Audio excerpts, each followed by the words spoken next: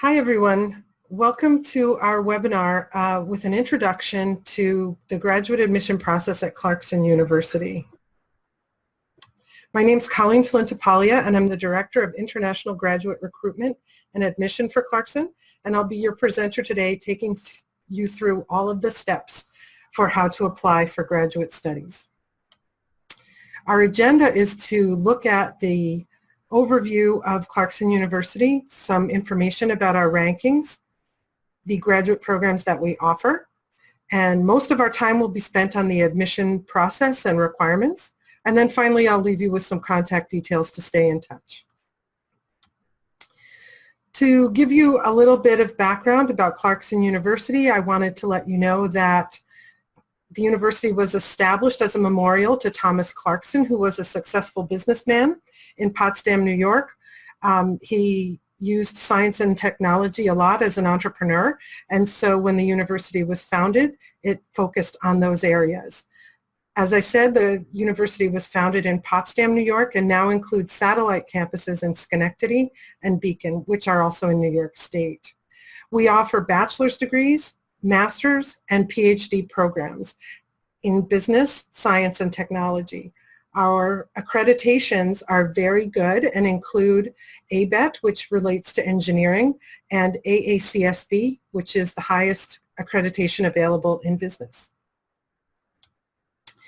I won't go through all of the rankings and accolades. Maybe the first one on the page, the high ranking we get from U.S. News & World Report, is notable, but there are others on here that relate to the success our students have in terms of salaries once they graduate and other types of measures of success.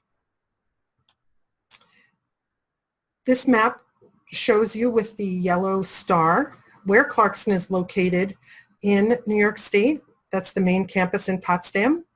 The satellite campus in Schenectady, which is where I am right now, is in the middle part of the state near where it says Albany. Albany and Schenectady are two cities side by side, and Albany is the capital city.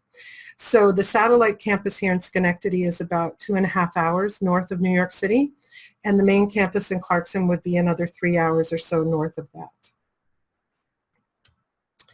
On the main campus, you'll find the kinds of residential experiences that you would expect at a major university, and those would include things like research facilities and assistantships, laboratories, faculty mentor programs, and on-campus housing.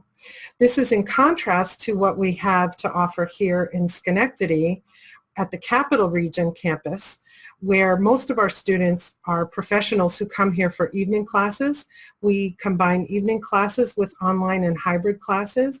It's a very professional setting, and most of the degree programs reflect that.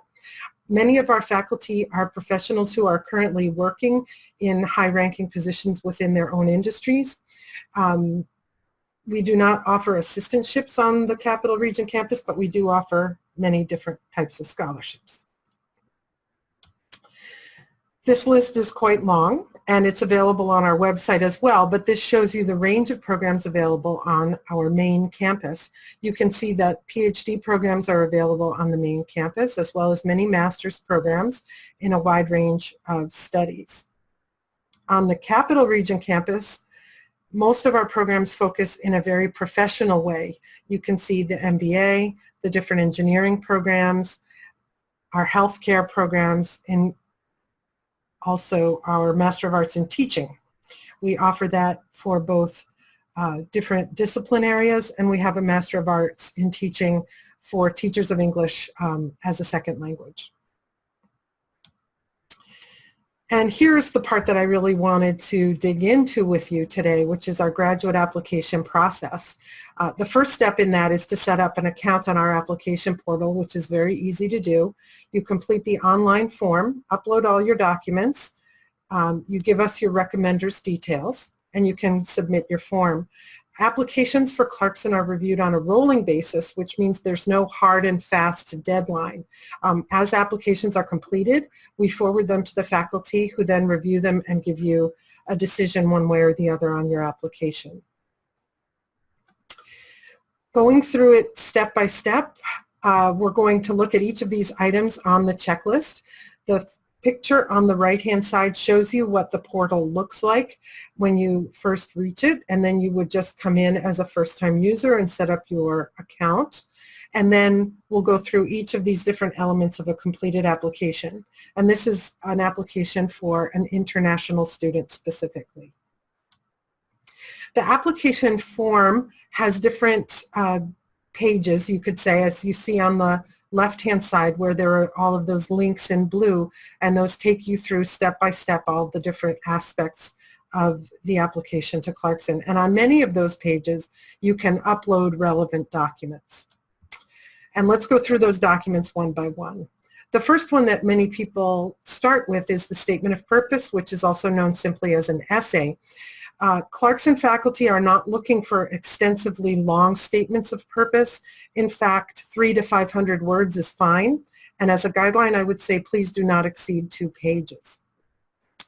What you do in the statement of purpose is explain your goals. Why are you planning to go for a master's or PhD in the field you've chosen? And so the common topics that students focus on there would be things like your career plans, your academic goals, your research experience, and any personal information about your motivation and reason for choosing the program that you've decided upon. The next credential in your application file should be a resume or CV. In the US, a resume is more common than a CV, except in academic circles, but either one would be acceptable because the information included is essentially the same. Make sure that you include the following points in your resume or CV. Include your education from your bachelor's degree onward. Do not include any details about high school. Those are not relevant and typically will seem a little odd to the faculty when they read your application. If you've done any research projects as part of a capstone or final project in your bachelor's or master's, give the title of those research projects. Include your GPA and any other relevant details about your education. You'll also want to be sure that you have detailed any research work, publications, or conference presentations on your CV or resume. Attendance at conferences is not typically included on a resume or CV unless you've done something significant at that conference. Work and volunteer experience should be detailed on your CV or resume, especially if it's relevant to your studies. You can go into greater detail if it is. If not, you can just use bullet points and keep your description quite brief. And on your resume or CV, you can include any skills or certifications that are not mentioned elsewhere in your application. That's a good place to sneak in a lot of information that can make a positive impact overall on your application. Next in your file come your transcripts, and at Clarkson we accept scanned copies of transcripts for the admission review process. We only need official transcripts if you're offered admission and you choose to enroll at Clarkson University. So you do not need to mail us a sealed envelope with your transcripts for the application review. Include all university transcripts. Again, like with the resume, do not include high school documents.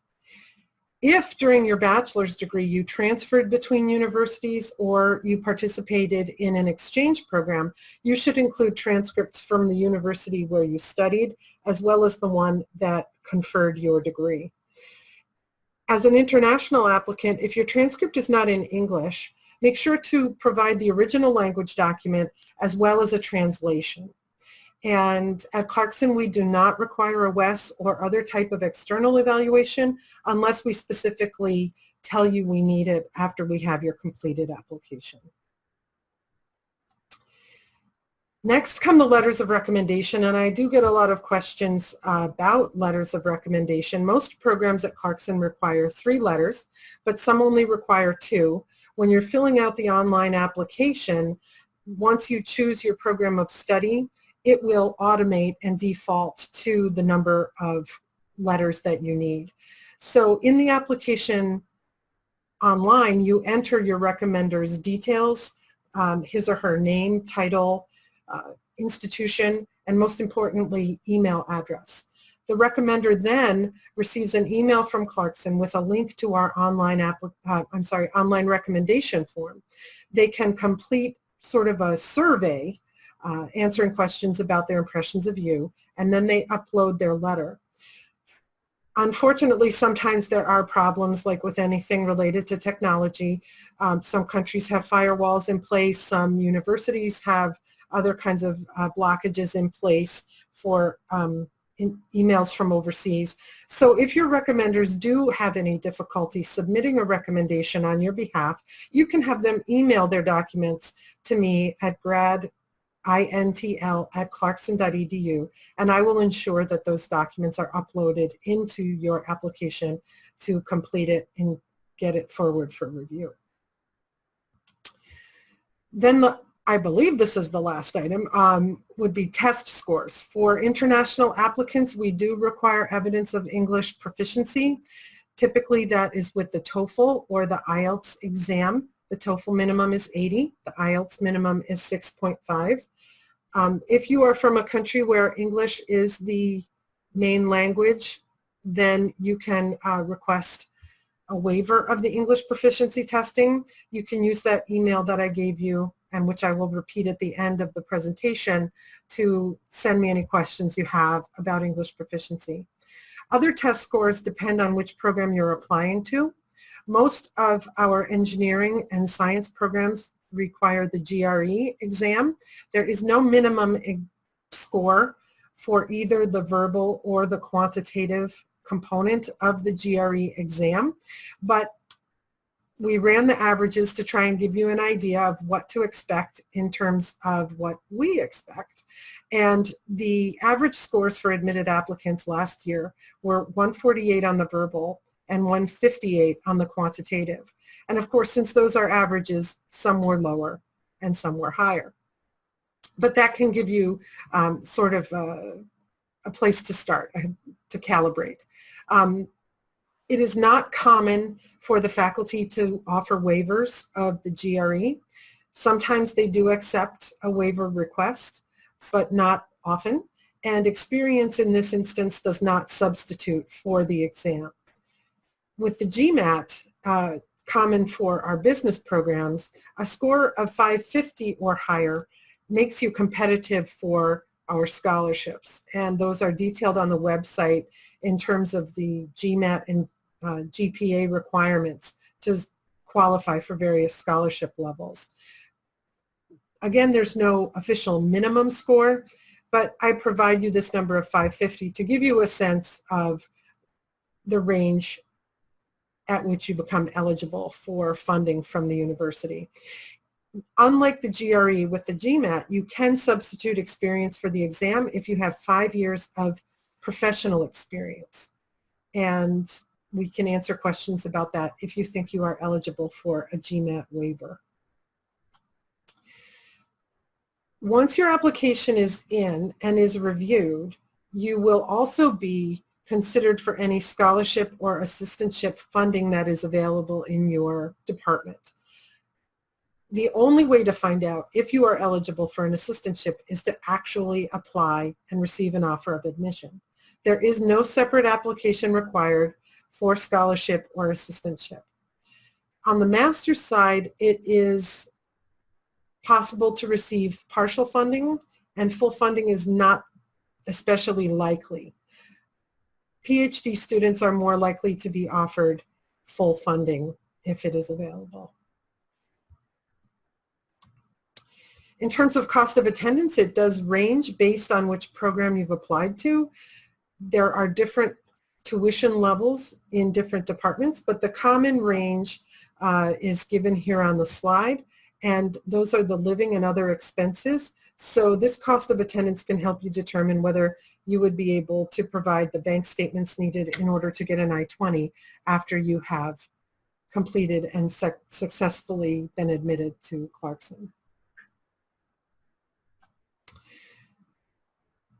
That wraps up my quick guide to applying to Clarkson University, and I wanted to leave you with this final slide that has my name and my email address. I welcome your emails, your questions, and I will use those questions to come up with topics for future short videos, and please email me at intl@clarkson.edu. Thanks for participating, and I hope to hear from you soon.